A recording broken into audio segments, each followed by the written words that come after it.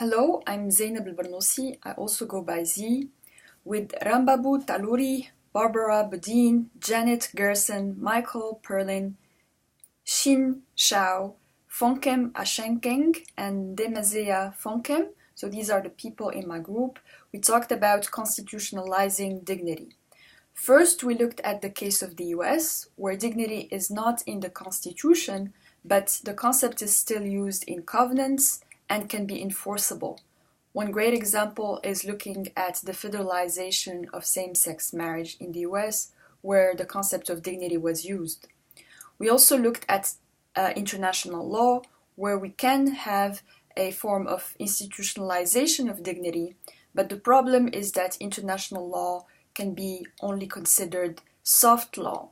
So here we need to have more enforceability of international law, and for instance having provisions in local constitutions that give a greater place to international law, or even in case of conflicts between local law and international law, having international law superseding.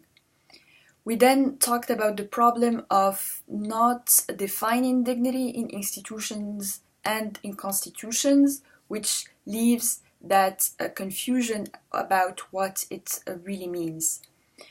Then we talked about the difference or not between human rights and people's rights, because we are in our world in the context of countries. So we talked about human rights, but there could be differences in terms of people's rights. We then talked about the conflicts in some cases between religious law and between local law, and that could be also related to, for instance, universality of human rights. So whether we should have religious reform to respond to those challenges, or even a separation between the state and the law. Lastly, we talked about the establishment and the problems of also the state as a source of humiliation, and how that also need to be dealt with in constitutions to avoid such problems. Thank you.